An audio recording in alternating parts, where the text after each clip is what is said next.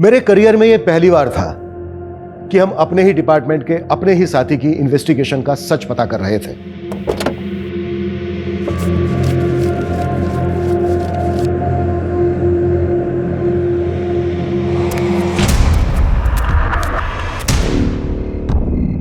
मौत का साया बनकर आता है वो। एक नहीं बल्कि 5 मासूम लोगों की निर्मम हत्या कर चुका है।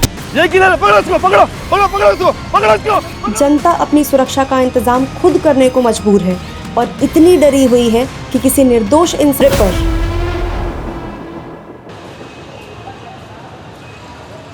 दीप्ति, हरिओम की फाइल लेकर आना।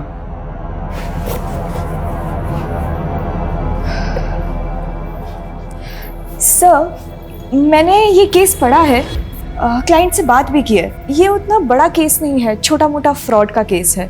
अच्छा सर, मैं आपके अंडर 2 साल से बहुत कुछ सीख रही हूँ। अगर आपको ठीक लगे तो क्या मैं ये केस देख सकती हूँ, हैंडल कर सकती हूँ? मैंने दीनानाथ की नहीं, हरिओम की फाइल मंगाई थी। जाओ सही फाइल लेकर आओ। Sorry sir. 2 साल में केस के फाइल के बारे में पता नहीं और केस चाहिए इन्हें।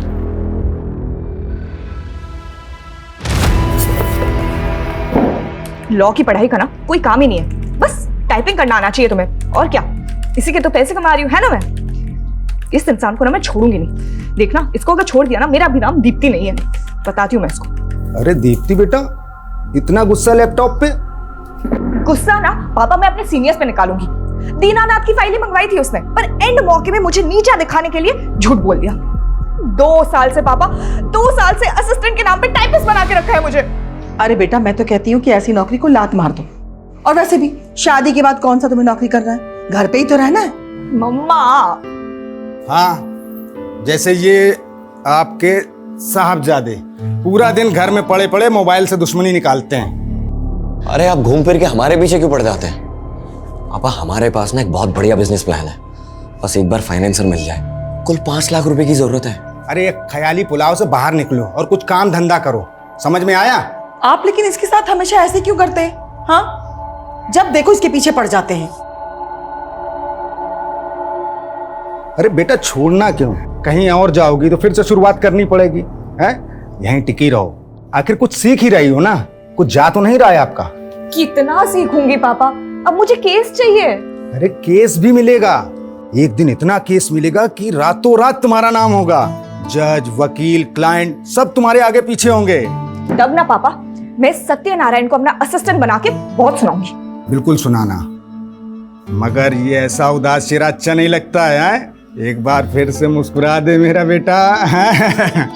मेरा बेटा। मैडम जी, ये देखिए कितना प्यारा कलर है।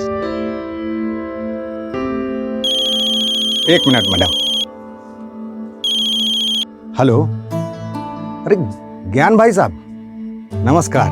कैसे याद किया? ये बताने के लिए फोन किया था कि संडे हमें शोरूम चलना है। शोरूम? किस लिए? अभी शादी में जो आप हमें गाड़ी देंगे उसकी बुकिंग नहीं मिल रही थी, तो मेरे एक दोस्त ने जुगाड़ लगाया है, अपना काम हो जाएगा। पर भाई साहब, गाड़ी की तो कोई बात ही नहीं हुई थी। अरे तो शादी भी तो कहाँ हुई है अभी तक, अभी बात कर लेते हैं। वैसे भी हमने कौन सा हेलीकॉप्टर मांगा है आपसे? पापा, इस सब की क्या जरूरत है? आप क्यों बेकार में उन लोगों को? तू चुप बैठ एकदम। एक तो लड़की तुझे पसंद है, इसलिए अलग जाति में शादी करने के लिए हम तैयार हो गए। अब इन्हें भी तो कुछ करना ही पड़ेगा ना। भाई साहब, इतनी महंगी गाड़ी हम कहाँ से देंगे?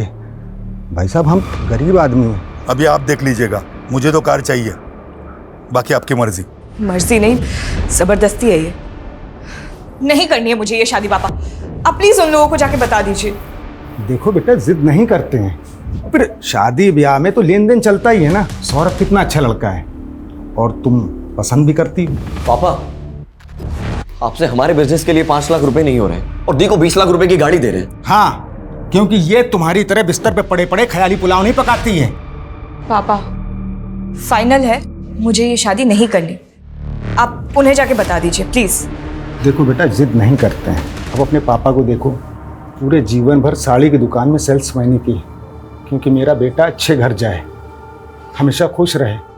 पापा, मुझे ऐसी कोई खुशी नहीं चाहिए जो आपको तकलीफ दे। पागल, तुम्हारी खुशी से मुझे क्या तकलीफ होगी? हाँ, तू तो मेरा बच्चा है, मेरा बेटा है ना?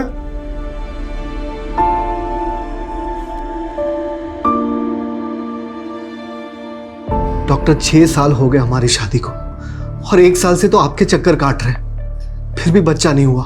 आप ट्रीटमेंट करवाइए और भगवान पे भरोसा रखिए, सब अच्छा होगा। और लोगों का क्या है, लोग तो बातें करते ही रहते हैं। बाहर वाले क्या, अब तो रिश्तेदार भी हमें ताना मारने लग गए।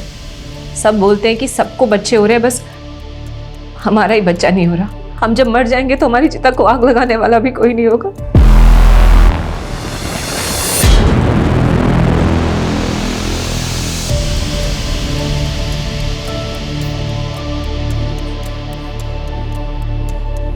सुनिए, आपको डॉक्टर स्मिता ने जवाब नहीं दिया ना? देंगे भी कैसे? जिसका इलाज उसके हाथ में है, उसमें डॉक्टर कर भी क्या सकता है? अगर आप दोनों को भगवान में आस्था है तो मैं आपकी मदद कर सकती हूँ। पहले भी बहुत लोगों की कर चुकी हूँ। कैसी मदद? आप लोगों को बच्चा ही चाहिए ना? चारों तरफ भय का माहौल है। लखनऊ में जनता सड़क ही नहीं घर में भी असुरक्षित है। पता नहीं कब कहां से आकर वो हत्यारा उन्हें अपना शिकार बना ले।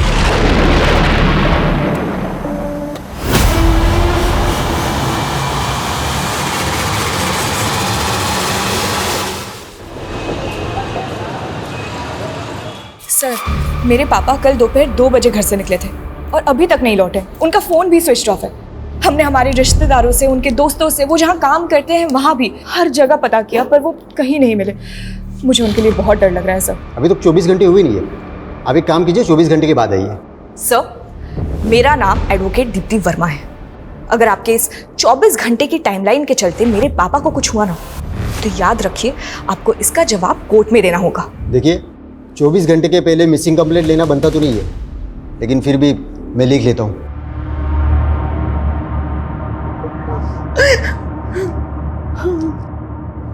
देखिए, आप घबराइए मत, अवतार भाई सब जल्दी आ जाएंगे।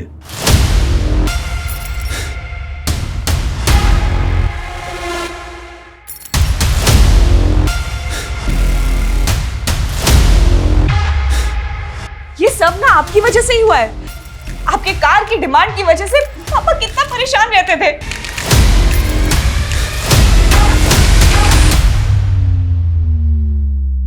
इस लड़के से शादी करना चाहता था, इसे बोलने की तमीज भी नहीं है। चल भाई साहब, तलाशी नहीं है। हाँ? और पापा को क्या हुआ है? मैडम, रुक जाइए, आप शांति रखिए, आप सबको पता चल जाएगा।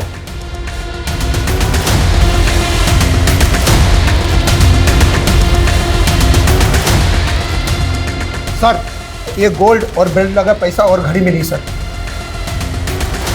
एविडेंस को सील करो और इसे वापस जीप में डालो। सर, क्या चल रहा है ये? कहाँ चल रहा है? पापा को कहाँ लेके जा रहे हैं आप? कुछ बताएंगे आप हमें? मेरे पापा को क्यों पकड़ा हुआ है आपने? आपने उस हत्यारे के बारे में तो सुना होगा ना, जो लखनऊ में इनोसेंट लोगों को मारकर लूटपाट कर रहा है। वो सीरियल किलर। करेक्ट, और वो सीरियल किलर कोई और नहीं, आपके पापा हैं। कुछ भी बोल रहे हैं आप। मेरे पापा एक शरीफ सीधे साधे इंसान ने 7 मर्डर खुद कबूल किए हैं पिछले साल अलीगंज में एटीएम किलिंग से लेकर। तो ये जो एविडेंस मिले हैं इसी केस के हैं, जो आपके घर से बरामद हुए। मेरे पति ऐसा नहीं कर सकते। आपको कोई गलतफहमी हुई है। सर, आपको कोई आप मेरे पापा को ऐसे नहीं लेके जा सकते।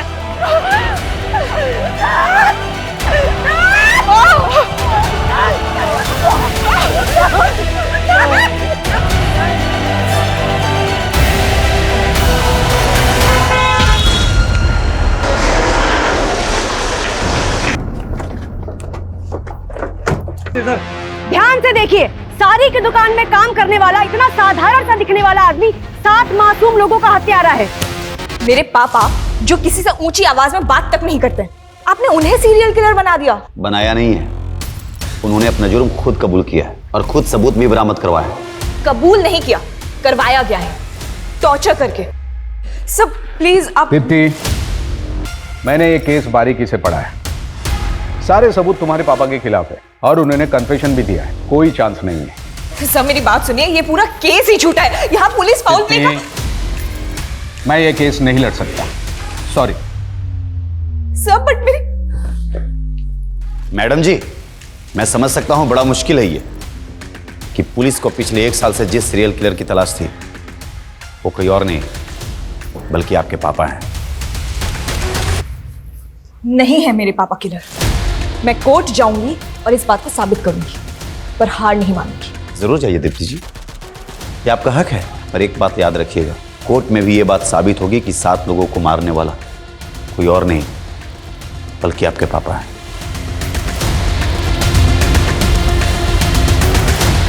दीप्ति जी, क्या आपको कभी एहसास हुआ कि आपके पापा एक सीरियल किलर हैं जिन्होंने इतने लोगों की हत्या करी है? क्या आपको कभी उनसे डर लगा?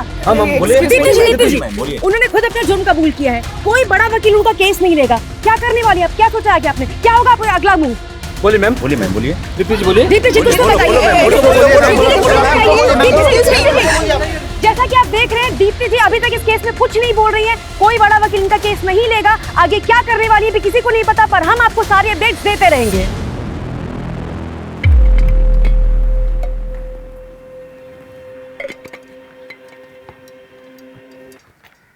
योर ऑनर, पुलिस ने मेरे पिता अवतार वर्मा को 8 अगस्त 2022 को किडनैप किया, टॉर्चर किया और जबरदस्ती उनसे वो जुर्म कबूल करवाए जो उन्होंने किए ही नहीं थे। ऑब्जेक्शन माय लॉर्ड, ये बिना किसी पुख्ता सबूत के पुलिस पर इल्जाम लगा रही है, जैसे पुलिस कोई किडनैपिंग गैंग चला रही है। मिस दीप्ति, आपने अपने पिता की मिसिंग कंप्लेंट लिखवाई थी?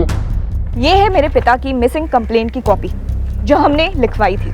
बावजूद इसके पुलिस ने हमें 2 दिन तक कुछ इन्फॉर्म नहीं किया। कैसे इन्फॉर्म करता योर ऑनर? अक्यूज्ड ने 2 दिन तक मुंह ही नहीं खोला।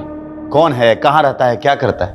2 दिन तक वो मेरे पिता से उनका नाम, पता, ये सब जानने के लिए उन्हें टॉर्चर करते रहे। जब पुलिस मेरे पिता को घर पे लेके आई थी तो उनकी क्या हालत थी, वो अपने पैरों पे चल भी नहीं पा रहे थे।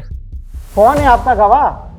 माय लॉर्ड, मैं कोर्ट को उनकी लिस्ट दूंगी, पेशी करवाऊंगी उनकी। दीप्ति जी, कोर्ट में मनगढ़ंत कहानियां नहीं, सबूत चलते हैं जो अवतार वर्मा के खिलाफ पुलिस के पास और जो कोर्ट में पेश किए गए। कौन से सबूत?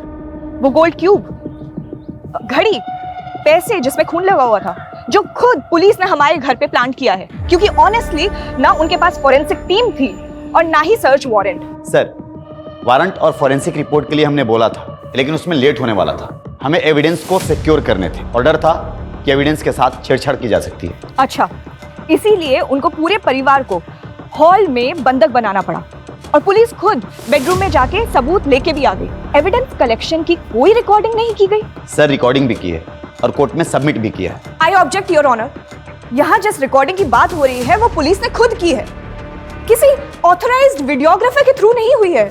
वाह दीप्ति जी वाह, कभी आप कहती है कि रिकॉर्डिंग हुई नहीं है, फिर आप कहती है कि पुलिस ने रिकॉर्डिंग कर ली है, ऑथराइज वीडियोग्राफर ने रिकॉर्डिंग नहीं की। आपका ऑब्जेक्शन किस बात पे है? वीडियो की क्वालिटी पे? क्या अच्छा नहीं दिख रहा है? दीप्ति जी, अगर हम मान भी ले कि आपके पिता इनोसेंट हैं, फिर भी पुलिस के पास क्या कारण है कि वो उन्हें झूठे केस में फंसाएगी? अपने रेपुटेशन को बचाने के लिए। हम सबको पता है पिछले 1 साल से पुलिस किलर को नहीं पकड़ पाई है। फिर अचानक एक दिन उन्होंने मेरे पापा को पकड़ा और जेल में डाल दिया, जबकि एक्चुअली सीरियल किलर अभी तक बाहर घूम रहा है। 7 लोगों का मर्डर हुआ है, सच का जानना जरूरी है, जो पुलिस इन्वेस्टिगेशन में सामने नहीं आ पाया है। ये कोर्ट ऑर्डर देती है कि इस केस की जांच क्राइम ब्रांच से करवाई जाए ताकि सच जनता के सामने आ सके। Court dismissed.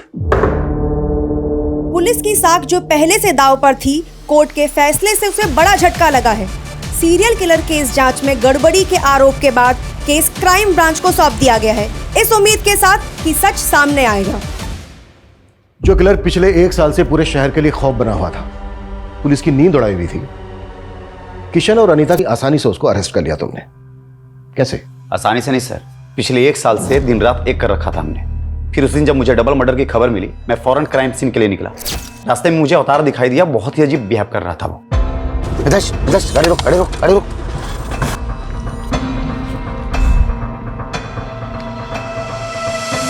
उसके कपड़ों पर खून लगा हुआ था हम उसे पूछताछ के लिए पुलिस स्टेशन ले गए, जहां उसने कबूल किया कि मर्डर्स उसने ही किए और उसने मुझे यह भी बताया कि मर्डर वेपन कहां छुपाए हुए हैं।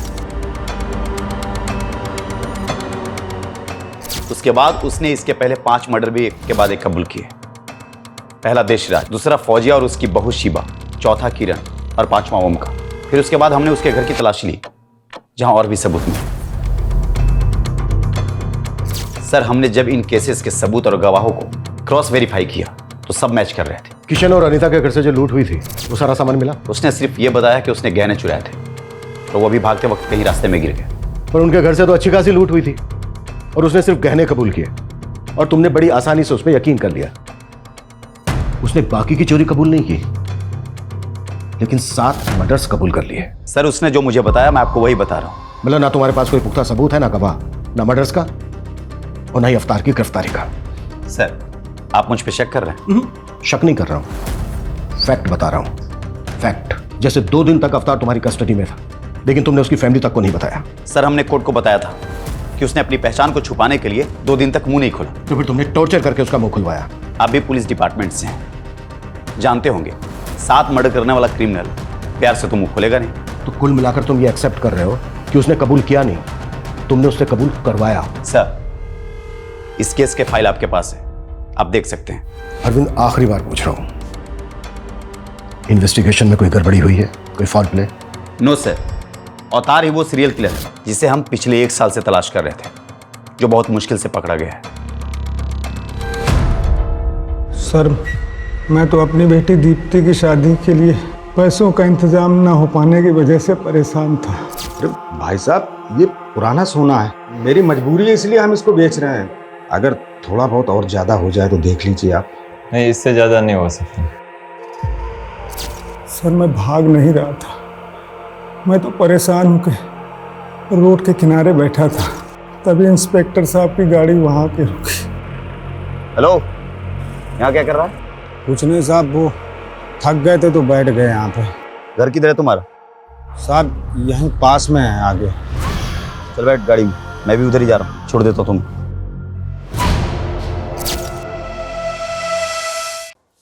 पीआई अरविंद का कहना है कि जब उन्होंने आपको पकड़ा तो आपके कपड़ों पर खून लगा था। किशन और अनीता के खून से सने वो कपड़े उन्होंने हमें दिए हैं, तो मेरे खून कहां से आया? सर, ये तो हमें नहीं मालूम सर। वो मुझे पकड़ के थाने ले गए और वहाँ उन्होंने हमारे सारे कपड़े उतरवा दिए। और साहब, 2 दिन तक हमारे साथ मारपीट करते रहे। बोले कि मैं जो कहता हूँ वो कबूल करो, अगर मैं कबूल नहीं करता तो सच में वो मुझे जान से मार देते साहब। किशन और अनीता के मर्डर के अलावा आपने 5 और मर्डर कन्फेस किए। ये तो मुझे पता भी नहीं था साहब, वो जहाँ बोलते गए मैं साइन करता गया। मुझे नहीं पता था कि वो मुझे सीरियल किलर बना देंगे साहब। और फिर वहाँ से वो मुझे मेरे घर ले गए, घड़ी, सोना और रुपए निकाल के लाए और साहब मुझे झूठे केस में फंसा दिया। लेकिन वैसे क्यों फंसाएंगे? उनकी कोई दुश्मनी है आपके साथ? साहब, मेरी किसी से दुश्मनी क्यों होगी? मैं तो एक साड़ी की दुकान में मामूली सा सेल्समैन हूँ। मैंने जीवन में कभी चूहे नहीं मारे और मैं 7 खून क्यों करूँगा साहब? मैं क्यों करूँगा 7 खून? मेरी वजह से मेरी बेटी की शादी टूट गई साहब। इससे ज्यादा बुरा क्या होगा साहब? इससे ज्यादा मेरे लिए और क्या बुरा होगा? घबराइए मत, अगर आप सचमुच निर्दोष हैं, कुछ नहीं होगा आपके साथ। हम बारीकी से जांच करेंगे। एक तरफ तुम कह रही हो कि तुमने ठीक से कुछ देखा नहीं, अंधेरा था, ऐसा था, वैसा था। इसके बावजूद तुमने पुलिस को बयान दे दिया कि तुमने अफ्तार को किरण का मर्डर करके उसके घर से भागते हुए देखा। क्यों? सर, मैंने उसे मर्डर करते हुए नहीं देखा था, मैंने बस किसी को भागते हुए देखा था। और ये बात मैंने जब किरण का मर्डर हुआ तो पुलिस को बताई थी। उन्होंने मुझे एक फ़ोटो दिखाई और बताया कि तुमने जिस आदमी को देखा वो यही था। मुझे लगा अच्छा है पकड़ा गया। तुमने अपने भाई के किलर को देखा था? जी सर। ये वो हो सकता है सर, क्योंकि उस दिन मैं दुकान बंद कर रहा था और भैया गलियों में आगे निकल गए थे। और जैसे मैंने उनकी चीखें सुनी, पीछे मुड़ के देखा तो एक आदमी भागता हुआ जा रहा था। ये घड़ी तुम्हारे भाई की है? हाँ सर। पक्का है? इसमें भी डाउट है? ऐसी ही दिखती थी शायद सर। शायद। ये गोल्ड क्यूब तुमने बनाई है? हाँ, नहीं मतलब मैं ज्वेलर हूँ तो ये तो काम है सर मेरा। गोल्ड क्यूब बनाने का? हाँ, गोल्ड का मतलब गहने। विकास, ऐसे नहीं बोले गए, इसकी भी क्यूब बनानी पड़ेगी। अरे नहीं सर, मैं बताता हूँ। ये मैं नहीं बनाई थी सर। किसके कहने पर? वो याद नहीं है सर। अच्छे से याद करके बता। इसके कहने पर? नहीं। इसके कहने पर नहीं तो किसके कहने पर बनाई? और फिर झूठा बयान कर दिया पुलिस को कि इसके कहने पर बनाई है? अरे सर ये क्यों पुलिस ने ही बनवाई थी सर, और झूठा बयान भी पुलिस ने ही दिलवाया था। चल। क्या हो गया सर? चल बता। अरे सर मैंने कुछ नहीं किया सर। अरे समझो सर बात को सर। मेरे करियर में यह पहली बार था कि हम अपने ही डिपार्टमेंट के अपने ही साथी की इन्वेस्टिगेशन का सच पता कर रहे थे, लेकिन लगातार पड़ला अवतार की तरफ झुकता जा रहा था। बावजूद इसके जांच में अभी तक सब कुछ 50-50 था।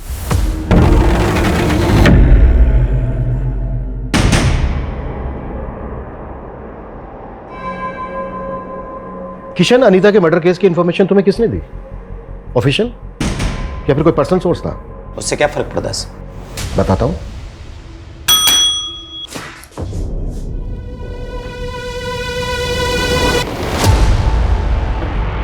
पहचानते हो इसे? Mithilesh Kumar, police driver. इसने पुलिस को इन्फॉर्म करने के बजाय अपने पर्सनल नंबर से तुम्हारे पर्सनल नंबर पर कॉल करके मर्डर की इंफॉर्मेशन दी। मिथिलेश कुमार उर्फ तुम्हारा ड्राइवर, मिथिलेश कुमार उर्फ विक्टिम अनीता का मुंह बोला भाई।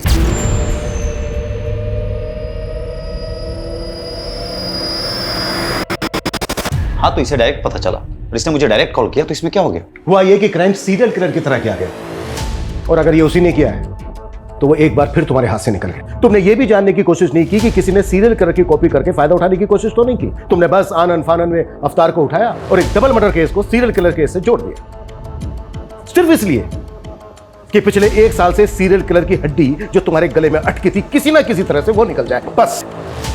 सर ऐसा कुछ भी नहीं। अच्छा एक बात बताओ, देशराज मर्डर केस में जो सीसीटीवी फुटेज है उसमें किलर का चेहरा नहीं दिख रहा, फिर तुमने ये कैसे डिसाइड कर लिया कि वो अवतार है? सर मैंने डिसाइड नहीं किया, अवतार ने खुद कबूल किया था। ठीक वैसे ही ना जैसे कि उसने बाकी के मर्डर्स कबूल किए हैं। ये अवतार की मेडिकल रिपोर्ट 1 महीने से ज्यादा हो गया है, उसकी अंदरूनी चोट भरी नहीं है, अभी तक बरकरार है। ऑप्शन क्या था उसके पास? अगर वो कबूल नहीं करता तो शायद तुम उसको कस्टडी में ही मार देते। सर अवतार ने अनीता और किशन का मर्डर किया है और मर्डर वेपन उसने खुद बरामद करवाया। वही रोड ना जिसमें ब्लड के निशान तक नहीं है, फिंगरप्रिंट्स की तो बात ही कुछ और है। सर उसने जानबूझ करके रॉड को पानी की टंकी में छुपाया था ताकि ब्लड और फिंगरप्रिंट्स दोनों धुल जाए। वाह, किलर तो बहुत स्मार्ट है और सेम टाइम पर बेवकूफ भी, क्योंकि उसने चोरी के गहने बेचने के बजाय उनकी गोल्ड क्यूब बनवाकर अपने घर में रख लिया। किरण मर्डर केस की विटनेस माला, उसने तुम्हें नहीं बताया बल्कि तुमने उसे बताया कि उसने जिस भागते हुए आदमी को देखा था वो अवतार है। ठीक वैसे ही जैसे ओम के भाई दिनेश को तुमने बताया कि उसने भी जिस भागते हुए आदमी को देखा था वो अवतार है। इन दोनों ने तो अवतार को पहचाना भी नहीं। मर्डर के वक्त जो उन्होंने स्टेटमेंट दी थी उसमें भागते हुए आदमी को अवतार के साथ रिप्लेस करके उसे बयान की शक्ल देकर उनके स्टेटमेंट पर साइन ले लिए। दिनेश ने अपने भाई की घड़ी तक को नहीं पहचाना है। सर पता नहीं अब ये दिनों झूठ क्यों बोल रहे हैं। झूठ वो लोग नहीं बोल रहे हैं जो तुम बोल रहे हो। जिस ज्वेलर से तुमने गोल्ड क्यूब बनवाई है ना, उसने बयान दिया है कि अवतार ने गोल्ड क्यूब नहीं बनवाई है बल्कि पुलिस ने बनवाई है, और पुलिस ने उससे झूठा बयान लिखवाया है। ठीक है, मैं मानता हूं कि इस सीरियल किलर केस में मैंने उसे गलत तरीके से फ्रेम किया ताकि ये सीरियल किलर केस का सरदर्द हमेशा के लिए खत्म हो जाए। और ये सच है सर कि अनीता और किशन का मर्डर अवतार ने किया। बस कर अरविंद, बस कर, कुछ तो शर्म कर यार। एक डबल मर्डर केस को सीरियल किलर मर्डर केस के साथ जोड़कर तुमने ना सिर्फ इस केस को खुला छोड़ दिया है बल्कि उस सीरियल किलर को भी मैसेज दे दिया है कि तू आजाद है, जो चाहे करना चाहे कर, हम तुझे ढूंढ ही नहीं रहे, हम तो ऑलरेडी किसी को बलि का बकरा बना चुके हैं। जा सकते हो तुम, सस्पेंशन लेटर बहुत जल्द तुम्हें मिल जाएगा। सर मैं सच बोल रहा हूं, अवतार ने अनीता और किशन का मर्डर किया। Please go. Okay sir. Sir अगर अवतार ने किशन और अनीता का मर्डर नहीं किया तो फिर किसने मारा होगा उन लोगों को? रिपर ने? शायद सीनियर किलर नहीं किया हो। क्या ये भी हो सकता है कि किसी ने बहती गंगा में हाथ धो लिया हो? मे बी वो अवतार भी हो सकता है। विकास, ये पहले के 5 मर्डर काफी पहले हुए हैं और ये दोनों मर्डर्स अभी अभी हुए हैं। हो सकता है क्राइम सीन से हमें कुछ मिल जाए। हमें इस केस पर आज से ही, बल्कि अभी से लगना होगा। केस से रिलेटेड जो भी मटेरियल है उसकी अच्छे से जांच करनी होगी और जरा पता करो कि अवतार का अनीता और किशन के साथ कोई कनेक्शन है क्या। Okay sir.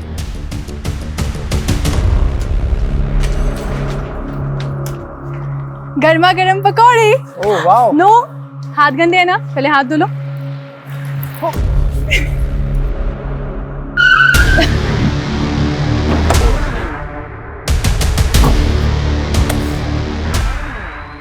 ये तो किशन और अनीता का घर है, तुम लोग क्या कर रहे हो यहाँ पे? उनका घर था, अब ये हमारा घर है और हमसे ही पूछ रहे हैं हमारे घर में कि हम कौन है।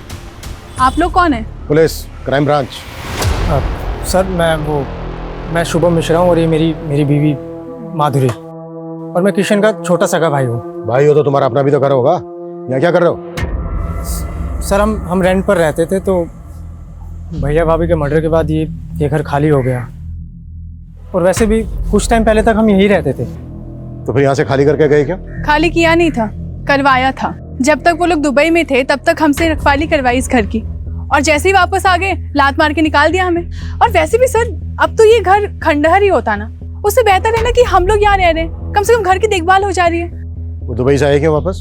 सर वो आना ही था ना, अब दीदी के खर्चे इतने ज्यादा थे, कमाई इतनी कम थी, तो आना तो पड़ेगा ना। तुम काम क्या करते हो? मैं काम ढूंढ रहा हूँ सर। घर देखना है, दिखाओ। चलिए। चलो।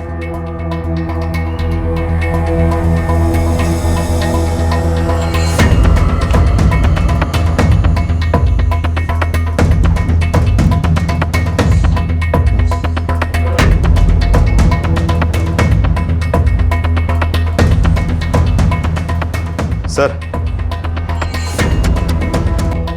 पूरा घर बिखरा पड़ा था, लगता है ये मर्डर्स लूट के इरादे से किया गया।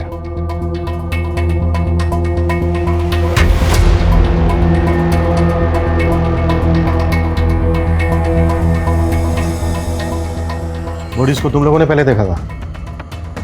जी। क्या टाइम हुआ था तब? यही कुछ 11:30 के आसपास का।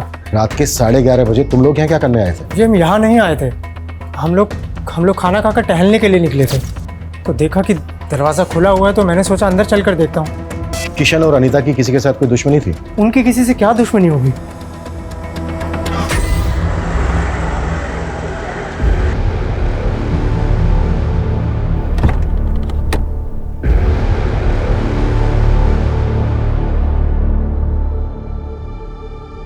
सर, अवतार जी कैसा महसूस कर रहे हैं आप घर वापस आकर? घर आकर और परिवार के लोगों से मिलकर बहुत अच्छा लग रहा है। सब आपके खिलाफ थे, पर आपकी बेटी ने आप पर भरोसा दिखाया। कुछ कहना चाहेंगे दीप्ति जी के बारे में?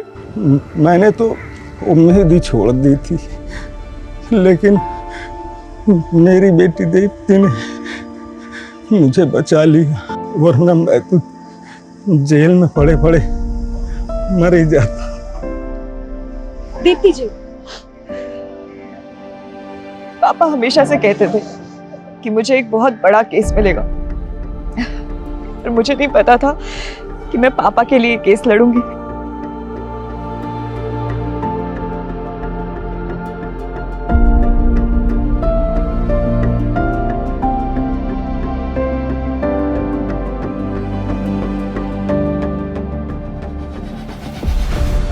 चुप हो जा बेटा, सारी जिंदगी तेरे पापा ने तेरे लिए संघर्ष किया, लेकिन आज तूने उनका कर्ज चुका दिया बेटा।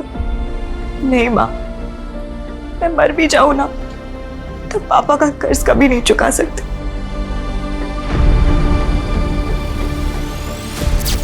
Welcome back. और कैसा है मेरा बेटा? बिल्कुल ठीक।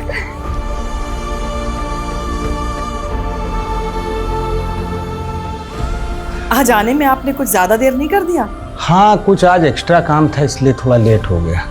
वैसे पापा, सैटरडे संडे को आपको ऐसा क्या काम होता है? बेटा वही काम बेटा जिससे कुछ एक्स्ट्रा पैसे आ सके, ताकि हम आपको एक बड़ा वकील बना सकें। सर, ये किशन का भाई शुभम और उसकी पत्नी कुछ टेढ़ी खीर नहीं लग रहा है? टेढ़ी खीर तो है। इन दोनों पति पत्नी के बारे में पता करो। Okay sir. एक बात मुझे बहुत परेशान कर रही है। क्या सर? अगर अवतार सीरियल किलर नहीं है तो इसका मतलब यह है कि सीरियल किलर अभी भी आजाद घूम रहा है और वो किसी और को भी अपना अगला शिकार बना सकता है।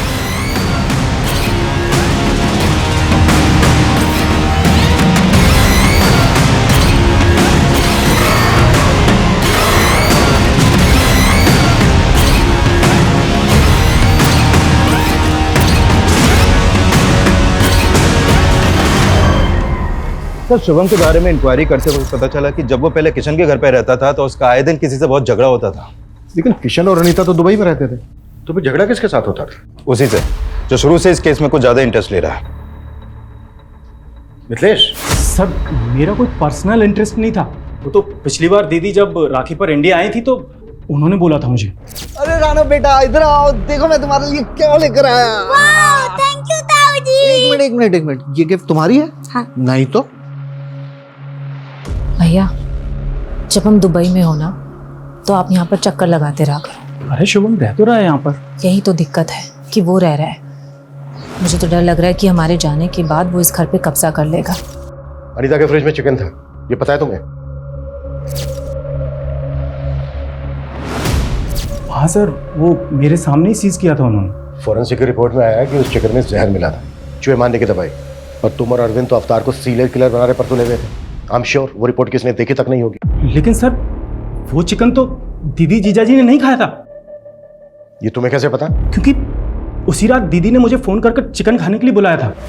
व्हाट? अनीता तुम्हें जहर देकर मारना चाहती थी? हो सकता है सर दीदी को पता ही ना हो कि चिकन में जहर है, क्योंकि वो चिकन दीदी ने नहीं बनाया था। फिर देकर गया था। कौन देकर गया था? सर आप किसकी बात सुन रहे हैं? मुझे तो लगता है कि इसी ने मेरे भैया और भाभी को मारा है और अब मुझे जेल भिजवाकर इस घर पर कब्जा करना चाहता है। मतलब? दीदी इतनी परेशान हो तो मेरे बच्चे को गोद ले लो। सर ऐसा तो मैंने दीदी का दिल रखने के लिए कहा था। ऐसे कोई किसी को अपना बच्चा देता है क्या? आप इससे पूछिए ना, ये जहरीला चिकन क्यों लेकर आया था? सर वो चिकन हमने भी खाया था, लेकिन हम तो नहीं मरे ना। वो तो मुझे माधुरी ने बोला था कि जाकर भैया भाभी को दे दो। मेरी मत मारी गई थी जो मैं उन्हें देने के लिए चला गया। तो ये सारी की सारी प्लानिंग तुम्हारी थी? सही मैंने अपने बच्चे के लिए किया था। मुझे लगा था कि उनके ना तो बच्चे हैं और ना होंगे, और कल को ये घर मेरे बेटे को मिल जाएगा। लेकिन फिर वो अपने बच्चे के लिए इलाज करवाना शुरू कर दिया वो लोग ने। माधुरी तुमने क्या किया? बंद करो ये ड्रामा, लेके चलो दोनों को, वहां खबर लेते हैं इनकी। सर आप मेरी बात सुनिए। और तो ये मत सोचना कि तू बच गया है। सीरियल किलर की एक एक डिटेल पता थी तुझे। किशन और अनीता का मर्डर बिल्कुल वैसा ही हुआ है। मैंने ऐसा कुछ भी नहीं किया सर। अगर किया है तो सोच ले, नौकरी तो जाएगी जाएगी, अंदर भी जाएगा, वो भी लंबा। सर अगर वाकई में अनीता और किशन के डबल मर्डर्स में इनका हाथ हुआ तो हमारी मुश्किलें और भी बढ़ने वाली हैं, क्योंकि वो सीरियल किलर यानी कि रिपर अभी भी खुलेआम घूम रहा है।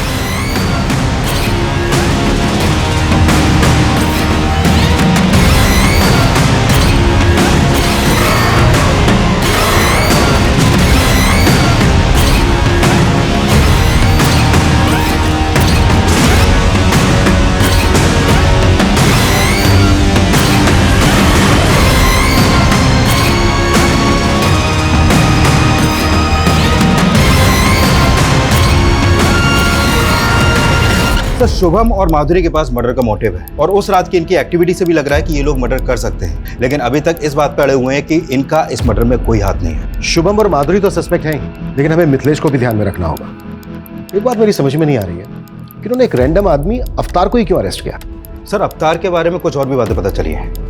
ये बात सही है कि एक सिंपल सा आदमी है, साड़ी की दुकान में एक सेल्समैन है, लेकिन सर इसके अलावा ये 7-8 साल पहले थिएटर भी करता था। एक्टिंग का शौक था सर, सैटरडे संडे इसके शो भी होते थे।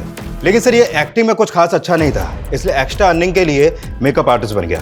इसके थिएटर के दोस्तों का कहना है कि मेकअप बहुत अच्छा करता था, कोई भी गेटअप ले सकता था, अलग अलग भेज बदलने में माहिर था ये।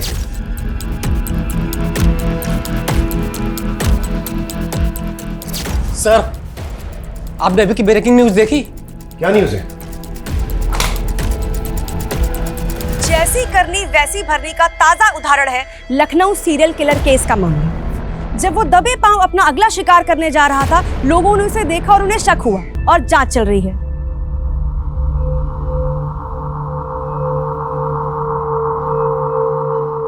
सर ये तो बच्चा है, माइनर है। इसकी हालत देख के लगता नहीं है कि ये किसी बच्चे को भी कंट्रोल कर सकता है। सर मुझे लगता है कि भीड़ ने गुस्से में आके फिर एक बच्चे की जान ले ली। सिचुएशन को कंट्रोल करना पड़ेगा। इस रिपर ने पूरे शहर को पैनिक कर दिया है। लोग इतने डरे हुए हैं कि किसी की भी जान लेने पर उतार हुआ है। Excuse me sir. Hello sir, Anita और किशन के कॉल रिकॉर्ड आ गए हैं। उनके कॉल रिकॉर्ड में किसी बाबा का नंबर तो नहीं मिला है, लेकिन एक नंबर है जिस पर मर्डर वाले दिन किशन ने कई बार कॉल किए हैं और लास्ट कॉल रात 11 बजे के आसपास हुई है। कौन है वो? राधा। सर ये उसी क्लिनिक में नर्स है जहाँ पर किशन अनीता का इलाज करवा रहा था। सर इस राधा के टच में एक बाबा भी है और इनके कॉल रिकॉर्ड के अकॉर्डिंग मर्डर वाली रात इन दोनों की लोकेशन किशन के घर के आसपास की थी। अब दोनों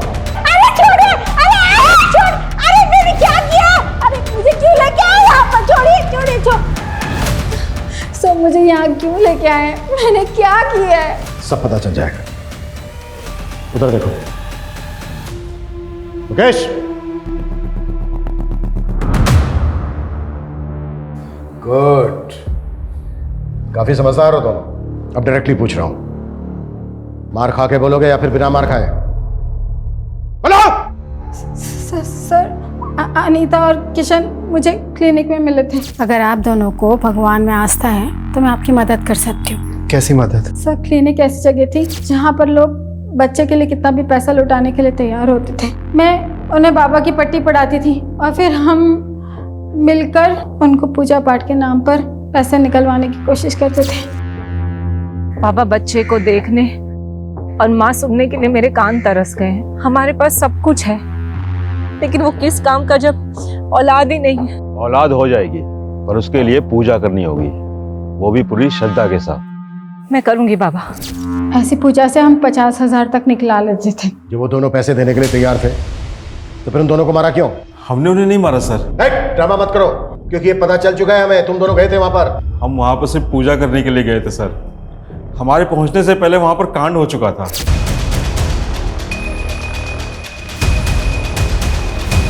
सर हमने सिर्फ चोरी की है, किसी को मारा नहीं है सर। चोरी का सामान कहाँ है? सर हमारे पास है, हम दे देंगे, हम सब दे देंगे सर।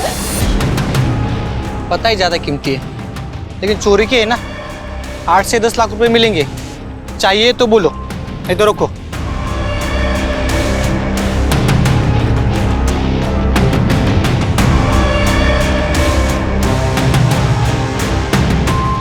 सर खबरी ने टिप दिया, अनीता की सोने की चूड़ियां चोर बाजार में बेची गई हैं। बेचने और खरीदने वाले की कोई इन्फॉर्मेशन? खरीदने वाले की है, बेचने वाले की वो बताएं। सर सर राधा और बाबा ने जो सामान चोरी किया था, वो सामान भी साड़ी भी मिली है, जो ठीक उसी दिन खरीदी गई थी जिस दिन अनीता और किशन का मर्डर हुआ था। इसमें सर स्लिप है, उसमें डेट भी पड़ी हुई है।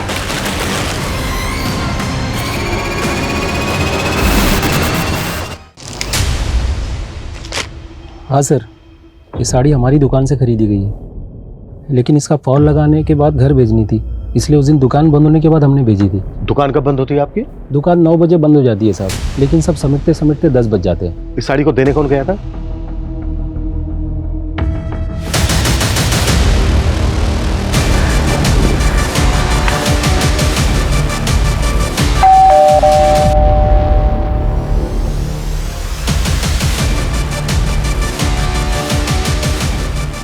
दीप्ति, तुम्हें अपने फादर को न्याय दिलवाना था ना, मिल जाएगा।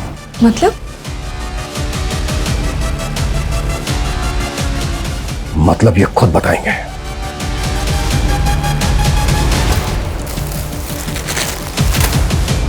ये है ना वो साड़ी जो तू अनीता को डिलीवर करने उसके घर गया था, और जब हमने तेरे से पूछा कि किशन और अनीता को जानता है क्या, तो क्या बोला तूने? कि तूने उनको कभी देखा नहीं। इतनी कमजोर याददाश्त है तेरी। देखिए आप मुझे फंसा रहे हैं। मैं मीडिया में जाके बोलूंगा कि आप लोग मुझे जबरदस्ती। अभी बाहर मीडिया से जाकर मैंने बोल दिया ना कि ये सारी की सारी प्लानिंग तेरी बेटी की थी। तो जितना टाइम लगा है ना उसे अपना नाम बनाने में, उससे कहीं कम टाइम लगेगा उसका नाम खत्म होने में। अब बोल, अकेले जेल जाएगा या फिर अपनी बेटी के साथ? दीप्ति, दीप्ति मेरी बेटी मेरी जान है। उसके लिए एक बड़े घर का रिश्ता आया तो मुझे लगा कि मेरी बेटी बड़े घर जाएगी तो जीवन भर खुश रहेगी, पर उन्होंने शादी में 20 लाख की कार मांग दी।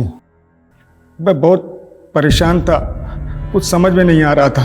फिर सेठ जी ने ये साड़ी डिलीवर करने के लिए दी और मैं सोचते सोचते कब वहाँ पहुँच गया। मैडम जी, ये आपकी साड़ी एक बार ठीक से चेक कर लीजिए। तभी मेरी नज़र उन गहनों में पड़ी। उसके गहने मेरे दिमाग में घूमते रहे कि अगर ये गहने मुझे मिल जाएंगे, मेरी बेटी की शादी अच्छी से धूमधाम से हो जाएगी। सीरियल किलर के बारे में टीवी में देखा था तो ठीक उसी उनके सारे गहने ले लिए थे, पर मैं इतना डर गया था, डर के मारे इधर उधर भटक रहा था और तभी वहाँ पुलिस की गाड़ी आ गई। तू एक आम आदमी है, इतना बड़ा क्राइम करके तूने पुलिस को बेवकूफ़ बनाया, कैसे? सर, मेरी बेटी वकील है और उससे केस के बारे में बातचीत होती रहती थी, तो मुझे समझ में आ गया था कि पुलिस को कैसे घुमाना है। घुमाया तो बहुत तूने, लेकिन अब तेरी बारी है। देशराज, फौजिया, शिवा, किरण, ओम के मर्डर करने में तूने अपने मेकअप आर्टिस्ट होने का फायदा उठाया। चेहरा बदल बदल के मर्डर किए तूने ताकि कोई देखे भी तो बाद में पहचान ना पाए। साहब, मैं मेकअप आर्टिस्ट था, पर मैंने ऐसा कुछ नहीं किया जो इल्ज़ाम आप मुझ पे लगा रहे हैं। पहले उन लोगों ने मार पीट करके सीरियल किलर बनाया और अब आप भी वही कर रहे हैं। साहब, मैं मानता हूं कि मैंने अनीता और किशन को मारा है, बाकी मैंने किसी को नहीं मारा है। मैं सच बोल रहा हूं साहब। किशन और अनीता के मर्डर्स अवतार वर्मा ने कबूल कर लिए हैं, इसके पुख्ता सबूत भी है हमारे पास। पर बाकी के 5 मर्डर्स वो हमेशा की तरह डिनाई करता रहा। हालांकि हमने बहुत कोशिश की, पर साबित करना हमारे लिए आसान नहीं था। इसके बावजूद हम आज भी पूरी कोशिश कर रहे हैं उन केसेस को सोल्व करने की। जय हिंद। क्राइम पेट्रोल के ऐसे ही मजेदार एपिसोड्स देखने के लिए हमारे चैनल को सब्सक्राइब करें